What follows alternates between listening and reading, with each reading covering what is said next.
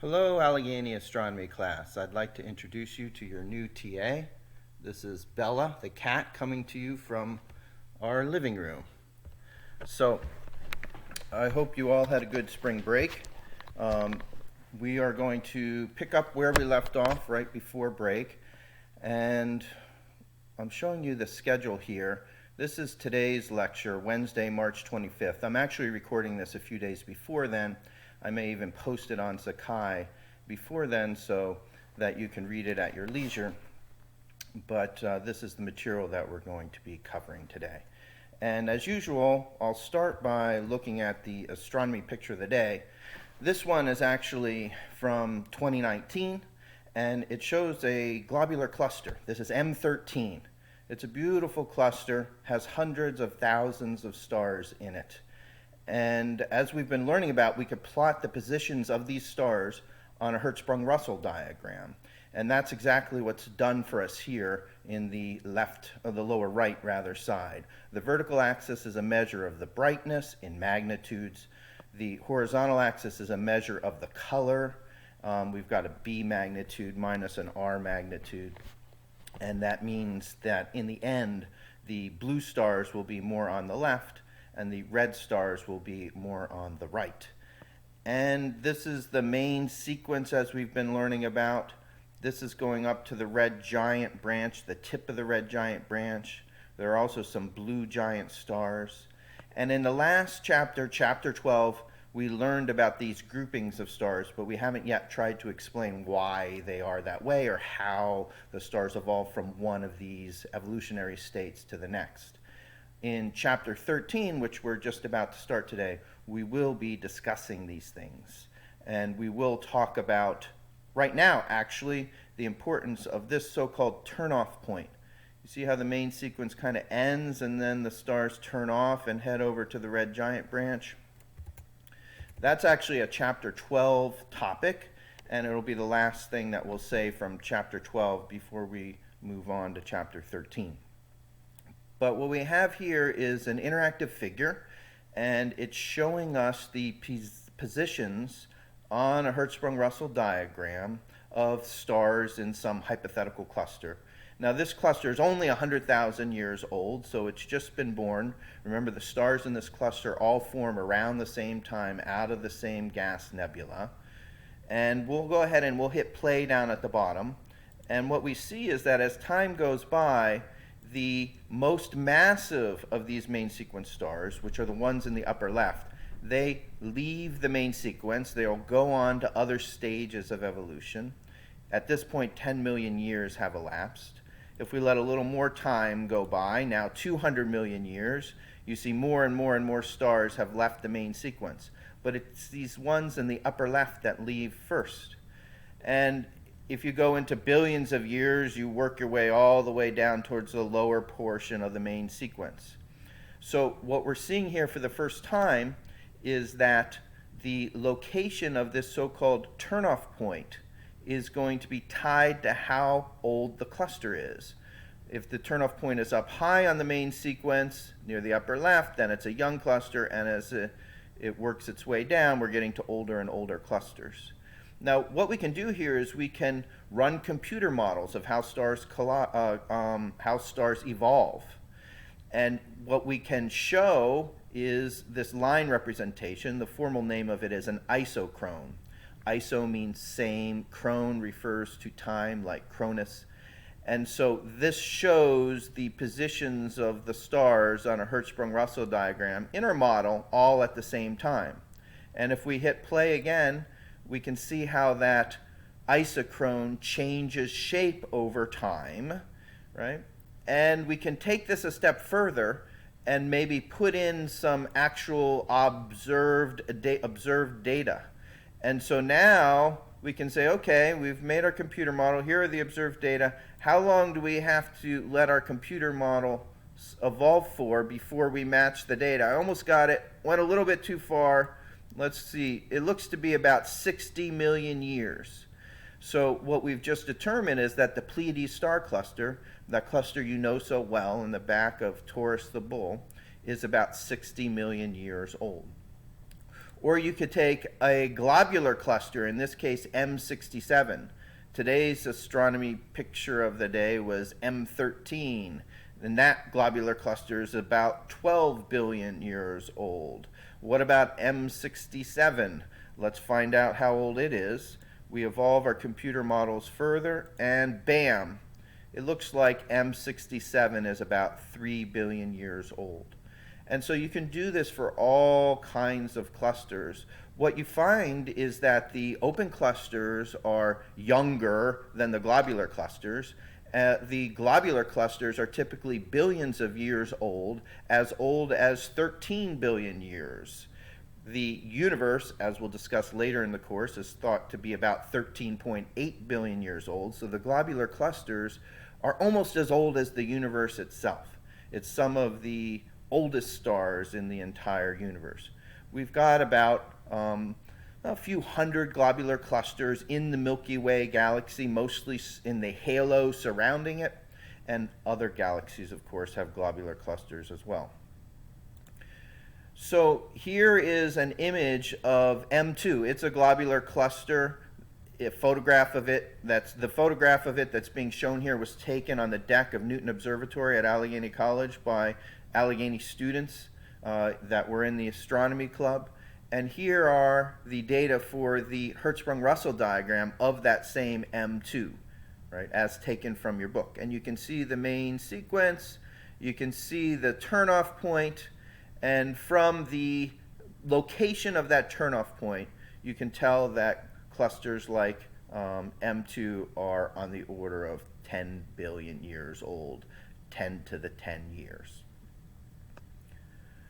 Okay, that's all for chapter 12. So we're going to go ahead now and move on to the new material in chapter 13. This is on star stuff.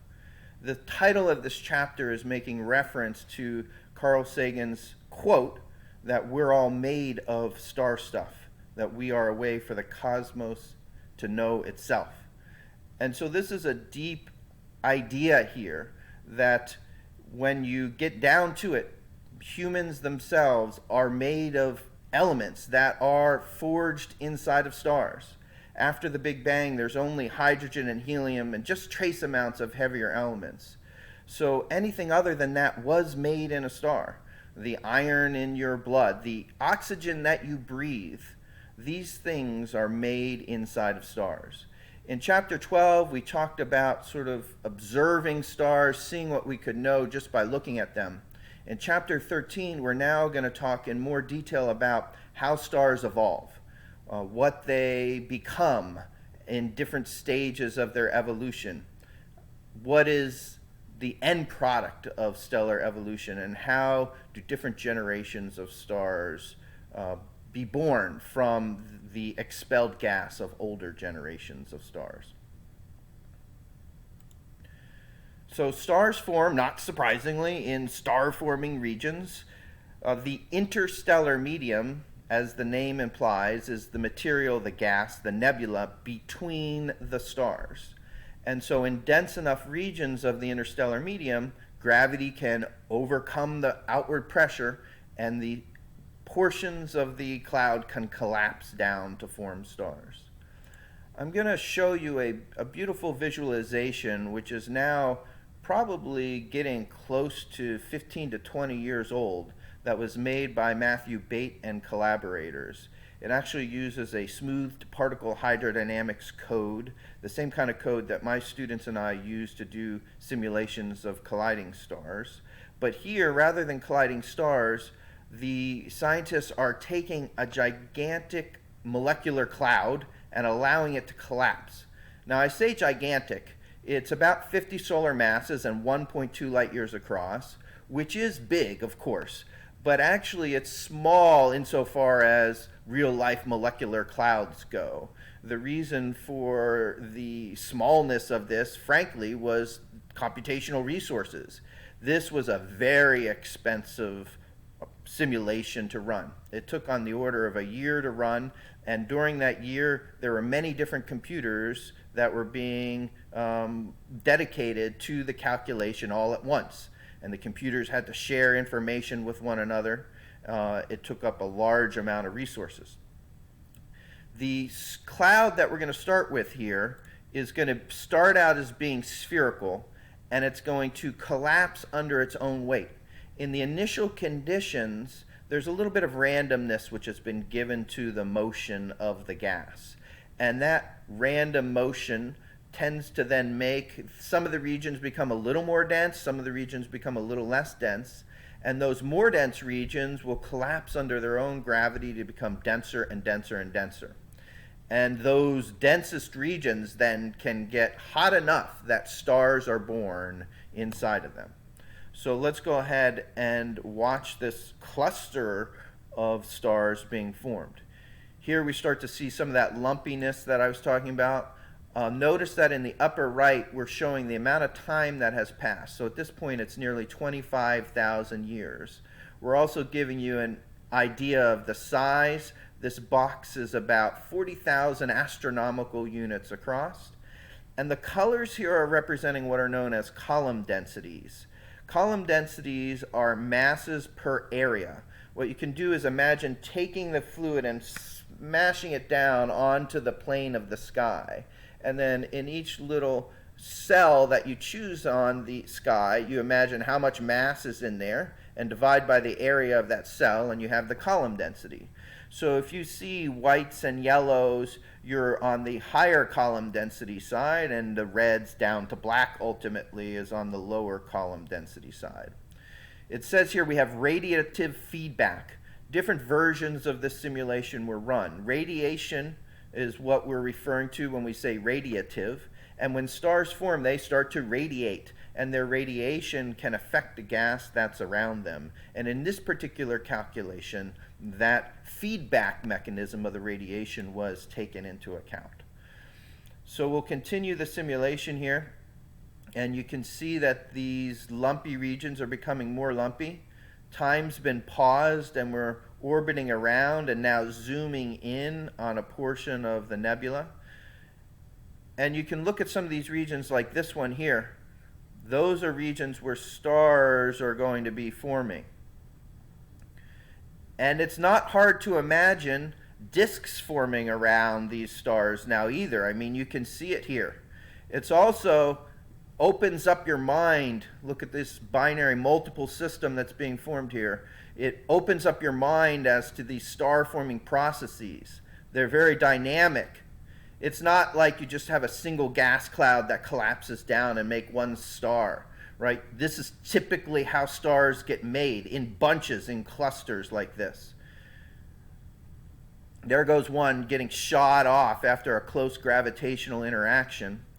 And when we zoom out at the end of this simulation, you can see that there are stars that have been spread throughout this entire cluster. So this is a beautiful simulation that allows you to visualize what these star-forming regions are like. Now, as a star forms, what's happening is that gas cloud is collapsing down. Its gravitational potential energy is being converted into other forms. At first radiation, and then once the radiation is trapped, then that will tend to get the cloud to heat up hotter and hotter to have higher thermal energies. And so as that nebula heats up and the radiation also picks up in intensity, the dust grains that are in that nebula are going to be heated up as well. If they're on the order of several hundred or tens or up to several hundreds of Kelvin, even hotter typically, then those dust grains will glow in the infrared. And so when you're observing star-forming regions like the Orion Nebula shown down here in the lower left, there's Betelgeuse, down here's the Orion Nebula, right? So this is the Orion constellation that you've come to know and love. And look at just how big this nebulous region is, right? When we look at the Orion Nebula with our naked eyes, we really only see this small little fuzzy patch below the belt here. But actually the nebula expands and extends well beyond that. And we're just seeing sort of the densest star region, this densest star-forming region there. But if you want to observe things like the Orion Nebula and other star-forming regions, look in the infrared. you'll see the dust grains glowing from that moderately warm gas. Now, let's talk about the transition from protostar to star. A protostar is something that's going to form a star. It's a cloud that has not yet become a star, but it will in the future. And that cloud is collapsing down, but not yet hot enough for there to be nuclear fusion in the core.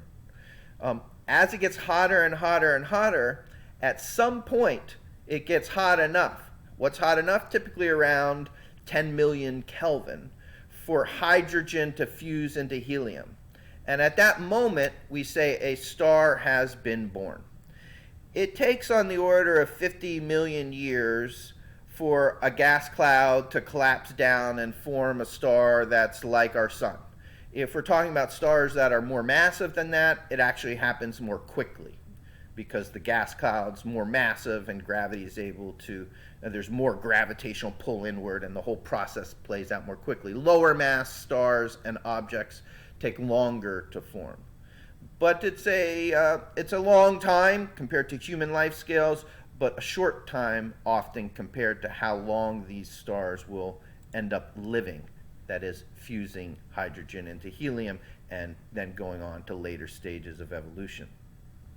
So in summary here, the gravitational pull inward of the gas cloud on itself will cause it to shrink. It'll also fragment, as we saw in the Matthew Bates simulation. And those fragments, the densest of them, will be able to contract down, heat up enough to start fusion, and once that fusion begins, then the shrinking stops because we have this creation of energy by nuclear fusion which will counteract the gravitational pull inward. The radiation force and the thermal pressure that's pushing outward on the gas cloud itself will balance the gravitational pull inward and will have a long-lived state of stability where the star will remain in equilibrium on the main sequence.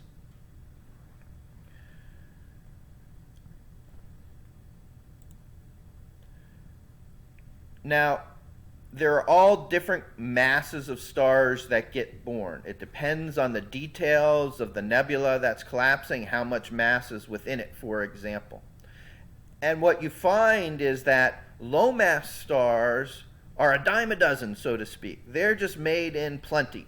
So the M-type stars that are down here on the lower right of the main sequence, there are lots of these things. And then as you go up the main sequence, you're moving towards more and more and more massive stars, and they are becoming less and less common. So you can see some things are labeled here like 60 solar masses, 30 solar masses, and so on. As you work your way down, you're getting to lower and lower masses. There's 0.3 solar masses right there.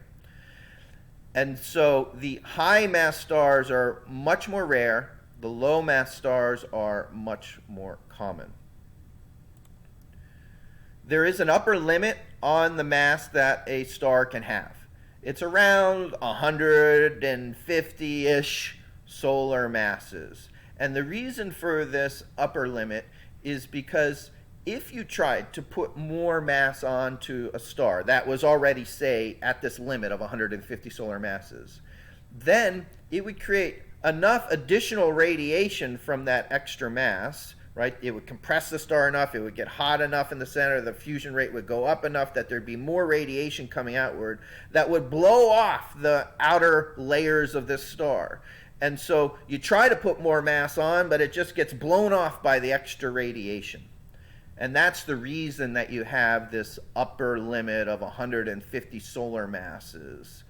And that ends, therefore, the main sequence on the upper left in an Hertzsprung-Russell diagram. Now, there's also a lower limit on the mass that a star can have. And the reason for this has to do with what a star is. Remember, we said a star is fusing hydrogen into helium, or at least at some point in its past it was. When a star is born, it starts fusing hydrogen into helium. And to do that requires 10 million Kelvin temperatures. And so what can happen is that you have a gas cloud that's collapsing, and if for whatever reasons it can never achieve that 10 million Kelvin threshold, then fusion is not going to begin and it's not going to become a star. And so there is some pressure other than thermal pressure. Thermal pressure, I'll discuss it more in just a moment, but to remind you, this is the pressure that we're used to thinking about. It's the pressure of gas, because the constituents of the gas are jiggling around and pushing on the surroundings, and therefore the hotter you make the gas, the harder it pushes on the surroundings. That kind of pressure, that's thermal pressure. But there are other kinds of pressure out there, and the pressure that stops objects that are on the low mass end of the spectrum from collapsing and forming stars is known as degeneracy pressure. It's a purely quantum mechanical effect. It has to do with the fact that certain particles, fermions, do not want to be in the same state as neighboring ones. So what do I mean? Well, a fermion is a type of particle that has spin 1/2, 3/2, 5/2, etc. Spin is basically the fundamental angular momentum that a particle has. So examples of fermions are electrons and neutrons. And here, in what we're about to discuss, it's the electrons that are important. We're not allowed to get two electrons at the same place with the same velocity.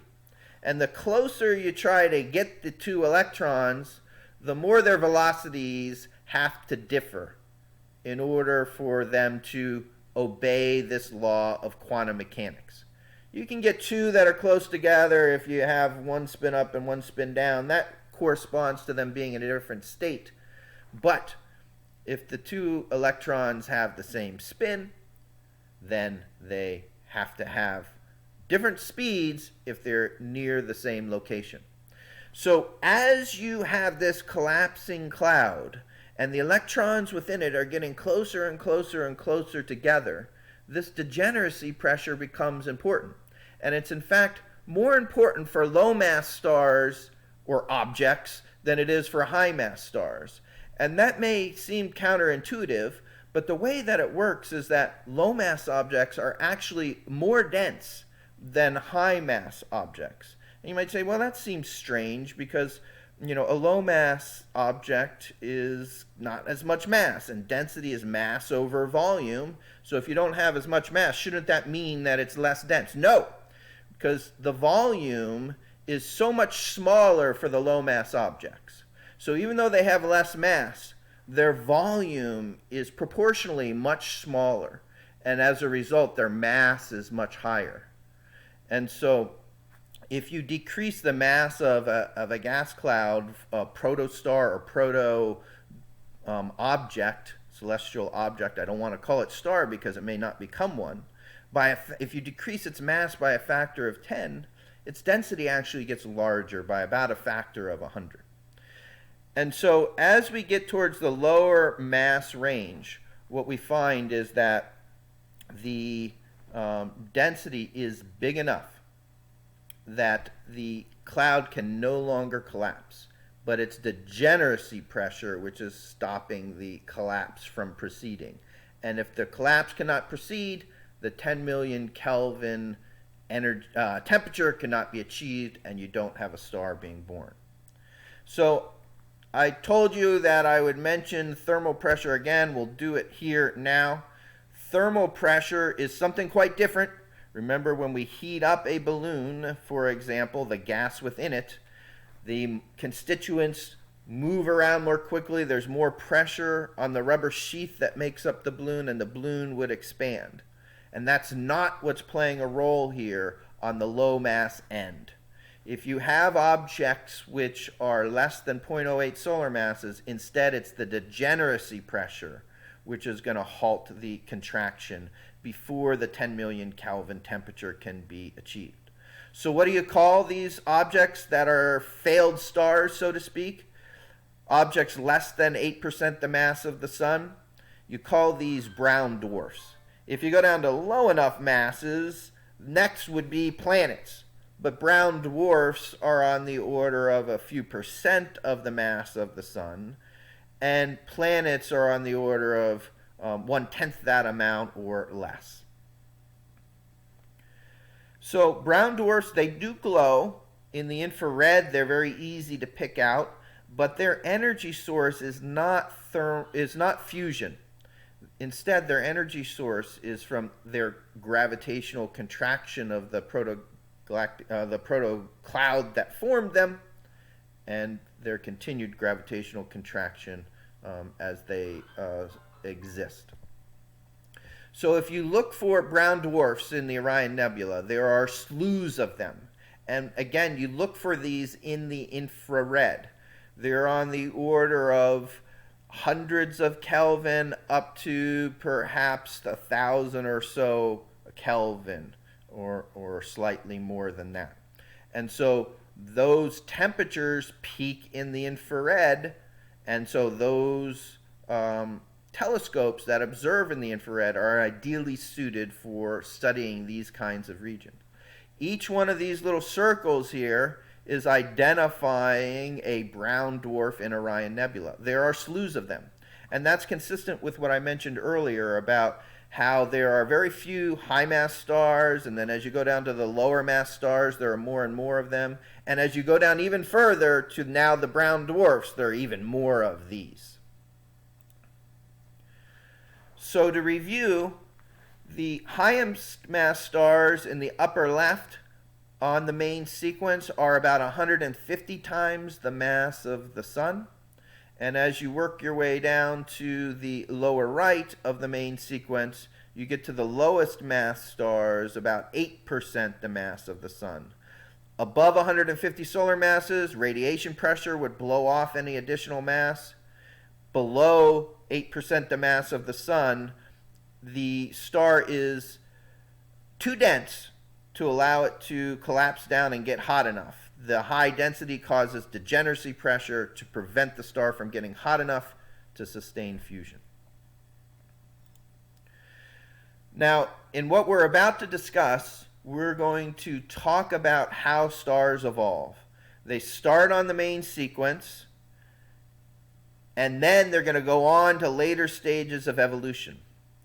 And the details of how they evolve after the main sequence are going to depend on the mass of the star.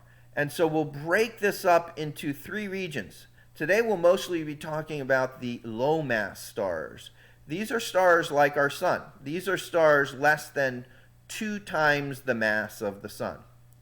There are also high mass stars. These are stars more than 8 solar masses, and intermediate mass stars between 2 and 8 solar masses. And the reason for breaking this up into these three categories is that the end state and the way that you get to it is going to be different in these cases. The high mass stars, they're going to end up blowing up in supernova explosions to make neutron stars and white dwarfs. The low mass stars, they're going to die off in a different way. They're going to expel their outer layers into planetary nebulae, and their cores are going to be left behind as white dwarfs. The intermediate mass stars are going to make white dwarfs as well, but there's going to be some differences in their stages of evolution along the way. So today we'll be focusing on the low mass stars. After the Big Bang, there was 75% hydrogen, 25% helium, only trace amounts of heavier elements than that. We'll be talking about the Big Bang more towards the end of the course. But the reason I bring that up now is because that is the gas out of which stars are formed. It's true that it depends on whether it's a first or second generation star as to exactly how much hydrogen and helium was in it when it formed.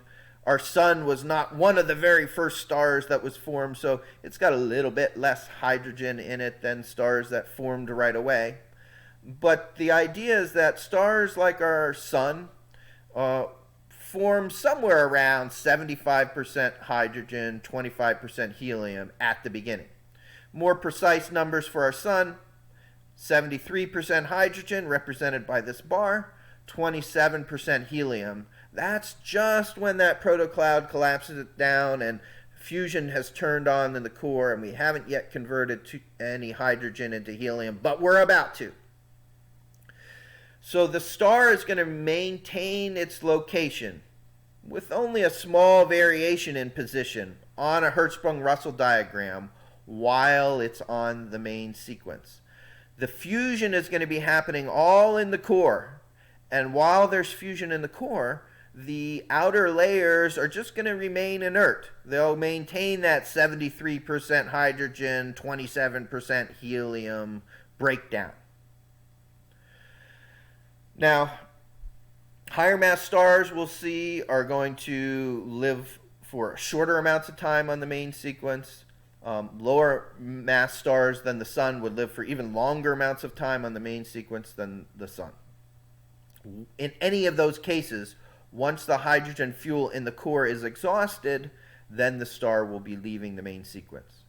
So let's imagine that we could monitor the hydrogen and helium levels inside of a star as it evolved on the main sequence. This is what those levels would look like. The hydrogen level would drop down, the helium level would go up. The sum of the two mass fractions would always be 100% because you'd either have hydrogen or helium. Right, there's a small amount of heavier elements than that, but to a good approximation, it's all hydrogen or helium. And at the end of the main sequence, you've got no hydrogen left. It's all been converted into helium. And so we'll watch that again. The hydrogen level goes down, the helium level goes up as that star is on the main sequence. So once that hydrogen level drops to 0, here's a thought question for you. What happens when a star can no longer fuse hydrogen to helium in its core? Because, say, the hydrogen's gone. A, the core cools off. B, the core shrinks and heats up. C, the core expands and heats up. D, helium fusion begins immediately. You could pause the video here, decide how you're going to vote, and commit to an answer, and then hit play when you're ready. Okay, well, I've done this questions with students enough that I know that you get a variety of answers. Some students feel, okay, well, you've run out of hydrogen, you've got all this helium available. It must be that helium fusion begins immediately. And that's not going to end up to be the case here. And the reason for that is because helium has 2 protons in its nucleus. So imagine my 2 fingers are representing the 2 protons in a helium nucleus here, and these 2 fingers are the 2 protons in a helium nucleus over there. There's 2 times 2 or 4 times the amount of repulsion between these 2 nuclei than what you would have if it were just hydrogen and hydrogen. And so with this additional repulsion between the nuclei, you're going to need higher temperatures than are currently available to have helium fusion. So the answer is not D. It's not that helium fusion begins right away. I also know that some students like to vote for C because they've done the reading and they know what's going to come next is that it's a red giant star that forms, and giant stars are bigger, so things must have to start to expand, right? No, that's not it either, because although it's true that the outer layers of the star are about to expand, the star is not changing homologously. As those outer layers are expanding, the core is going to be actually contracting. The answer here is B, that the core, without having any longer nuclear fusion within it, is no longer going to be able to offset the inward pull of gravity. Gravity is going to start to win again, as it was when the object was a protostar, and that core region will start to collapse and collapse. And collapsing objects get hotter. They are giving up gravitational potential energy to other forms of energy.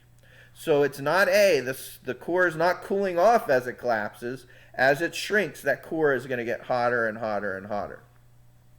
So this will change the structure and location of this star on a Hertzsprung-Russell diagram.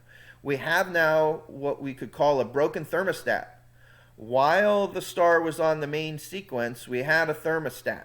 Remember, we talked about the solar thermostat, that if you had a little fluctuation change to make the region, some region in the core of the star a little hotter or a little cooler, then there would be a reaction. If you made it hotter, there would be more fusion reactions that would tend to expand that region and cool it off. So it would go back down towards equilibrium. Or if you made it cooler, that region would get compressed in and get hotter, and then the fusion rate would go back up, and you would retain and be back at equilibrium. We no longer have that thermostat now, though, because fusion cannot occur in the very core of hydrogen into helium.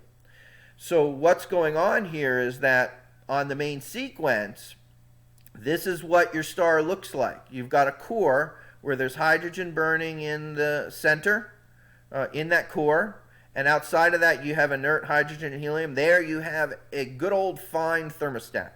Now, what do you have? You have an inert helium core that's contracting in the very center. All the hydrogen's been converted into helium, but it's not hot enough for it to fuse, so that part of the core is contracting. At the edge of that helium core, you still have hydrogen, and you still have it there, at least in a shell, hot enough for it to fuse into helium. So surrounding that inert helium core, you have a hydrogen burning shell. And so what will happen is that the helium core contracts, it shrinks. The inside of that hydrogen burning shell is shrinking down with it, and the radiation from that hydrogen burning shell is flowing out through the star, and you'll get more and more energy output from the shell as it collapses more and more inward. And that radiation that's traveling outward then will tend to expand the outer layers of the star. And so you can see here, this is called an expanding photosphere. We have a star expanding into a red giant. So on a Hertzsprung-Russell diagram, the evolutionary track looks like what's shown here. Take the sun, for example. It's an example of a low-mass star. It would be right here on the Hertzsprung-Russell diagram. Of course, it has one solar luminosity, and its surface temperature is about 5,800 Kelvin. It's a G-type star, and it'll stay there, not moving much at all on a Hertzsprung-Russell diagram for about 10 billion years. And that's how long it'll take for the hydrogen to be depleted. And once it does, it'll start to expand. As it expands, its outer layers will cool off. That's why it's moving toward the right side of the Hertzsprung-Russell diagram. It's getting cooler and cooler and cooler. It will also get bigger and bigger and bigger. And look at these diagonal lines here, right? That diagonal line corresponds to stars that are 1 solar radius, like our sun currently. This diagonal line is stars that are 10 solar radii. This diagonal line is 100 solar radii, and so on. And so you can see that as the star evolves on the Hertzsprung-Russell diagram, it's moving upwards in size. It's moving towards these diagonal lines that represent larger and larger objects. So down here we call the star a subgiant, and then it turns up what we call the red giant branch. The sun will take about 10 billion years on the main sequence, and then once it leaves, it'll take about 1.2 billion years for it to go over and up the red giant branch. And so this post-main sequence evolution is shorter in time than the main sequence evolution. So I said that helium fusion didn't begin right away because it required higher temperatures. It needed higher temperatures because of the repulsion between the helium nuclei being more than what the repulsion between hydrogen nuclei was. Now, the energetically favorable way for helium to fuse is actually through a process known as the triple alpha process. An alpha particle is a helium nucleus. And so we have 1, 2, 3 helium nuclei here. We'll call this the triple alpha process. And we're not showing you the details of the steps to form this, but the overall picture is that 3 helium nuclei fuse together to make one carbon-12 nucleus. Now, 3 helium-4 nuclei have 12 nucleons all together in them, 6 protons and 6 neutrons. Likewise, a carbon-12 nucleus has 6 nucleons in it, 6 protons and 6 neutrons. However, the orientation of those 12 nucleons in carbon-12, the fact that you've packed them together into a single nucleus, changes the energy of interaction and actually ends up meaning that the carbon-12 weighs less. It has less mass than the 3 helium-4s that formed it. So you destroy mass in the process of going from 3 helium nuclei to 1 carbon-12, and energy is therefore released. How much energy?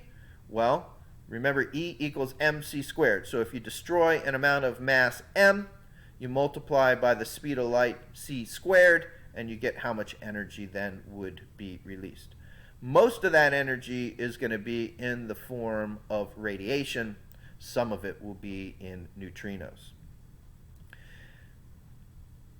So helium fusion doesn't begin right away, but it will begin at the tip of the red giant branch. That is going to be what defines the tip of the red giant branch. In fact, something quite interesting is going to happen. Remember when we were talking about the brown dwarfs, and we said that electron degeneracy pressure was important, and in fact much more important for their pressure than the thermal pressure? It's what prevented them from collapsing more. Well, now we're dealing with the core of a star, and it's collapsing down, getting denser, denser, denser, denser, denser, and in fact it gets so dense that electron degeneracy pressure is going to be more important in the star when it's a red giant than any other kind of pressure, thermal pressure, for example. And so what will happen is that the core is getting hotter and hotter and hotter. It's being supported by electron degeneracy pressure, but that degeneracy pressure is not enough to prevent it from still getting smaller, smaller, smaller. And so as it gets smaller, it gets hotter, and then all of a sudden it gets hot enough for there to be helium fusion. And so what happens with helium fusion is you start to dump energy into the star in the form of radiation, and that heats up the gas. Yes, it's true. But heating up the gas, getting it to a higher temperature, does not significantly change its pressure. It does not immediately cause it to start to expand, because the star is being supported by degeneracy pressure. And if you up the temperature, you're not going to change degeneracy pressure. You may up the thermal pressure, but the thermal pressure was negligible at this point. So if the height of this hand represents degeneracy pressure, and the height of this hand represents thermal pressure, right before the helium flash, the thermal pressure is much less. You start dumping heat energy into the star, and yeah, the thermal pressure is getting up, up, up, but it's still small compared to the degeneracy pressure.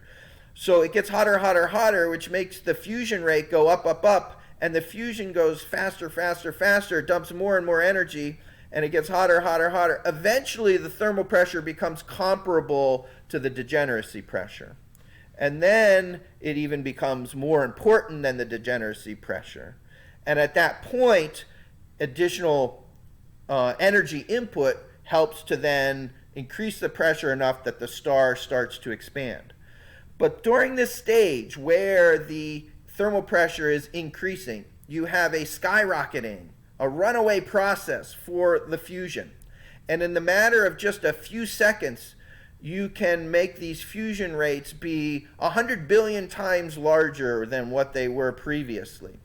And so you dump a tremendous amount of energy into the star in just a small amount of time. And then the star will have to respond in its shape, in its size, and its configuration to that energy that you put into it. And so what happens, and this is shown both by computer models and by observations, is that after this helium flash, the star becomes smaller and hotter at its surface, and it settles down onto a part of the Hertzsprung-Russell diagram that's called the horizontal branch.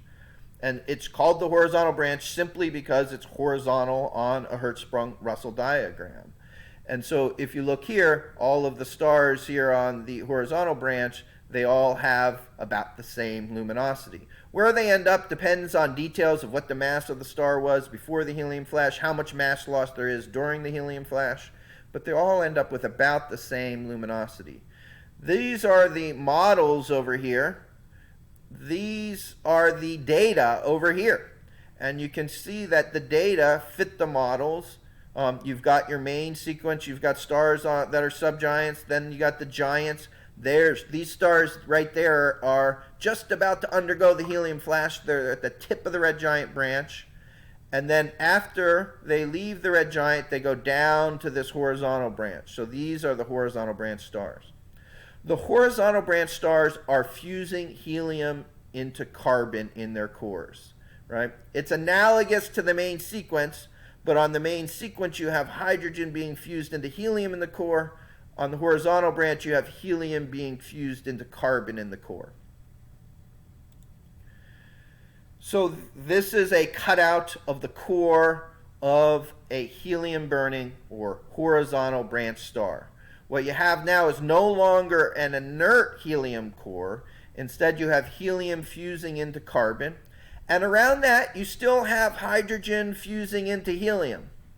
And around that, you still have inert hydrogen and helium gas.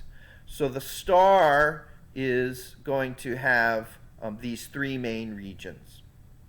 The thermostat is now temporarily fixed because if you imagined for whatever reasons that you made it a little hotter somewhere in the core, that would increase the fusion rate right there. That would cause it to expand and cool back down. Or if you made it cooler somewhere in the core, then it would get compressed in. That would make it hotter and the fusion rate would go back up. So you have this new state of equilibrium again that's stable. Now the helium burning stage, the horizontal branch stage, the stars on it are not as long-lived as they were on the main sequence. It'll go through that stage much more quickly than it went through the main sequence stage. And you may ask then, what's going to happen next? So what is it? What happens when the star's core runs out of helium? A, the star explodes. B, carbon fusion begins. C, the core cools off. D, helium fuses in a shell around the core. Go ahead and pause it here until you're sure which way you want to commit, and then hit play. All right, well, the answer's not A, the star explodes. I'm getting excited for stars to explode. It'll happen next time, but these low-mass stars, like the ones we're talking about now, they're not going to end up exploding in a supernova explosion. Something different will be their ultimate fate. And B is not the answer either. Carbon fusion does not begin right away. Why is that? Well, it's the same kind of thing. Remember what we said, that helium fusion didn't begin right away because of the increased repulsion between nuclei and helium as compared to two protons? Well, remember, carbon has 6 protons in each nucleus. So if you had a carbon here and a carbon here, right? 6 times 6 is 36. That's the scale of the repulsion between 2 carbon nuclei, as opposed to 2 by 2 or 4 for helium. So there's 9 times as much repulsion, if you will, between 2 carbons as compared to 2 heliums. And that additional repulsion means that you're going to need higher temperatures to achieve, if you ever do achieve, carbon fusion. The core is not going to cool off either, because what's going to happen is that that core is going to collapse downward, and collapsing objects lose gravitational potential energy and give it to other forms. So in this case, they'll get hotter, hotter, hotter, hotter. And as it gets hotter, you will have an inert carbon core. You've used up all the helium in the center, so all you have right now is carbon. Around that, you'll still have some helium that's hanging out and can be fused into carbon, and around that you have hydrogen being fused into helium. So this is called the double shell burning stage. And that's what's going to happen at the end of the helium burning stage for stars on the horizontal branch. This is just the shell that I'm showing you here. Around that, there's all this inert hydrogen and helium gas. Well, we're out of time for today. Be sure to be in contact if you have any questions. Check your emails regularly for updates on the course. Stay safe and take care.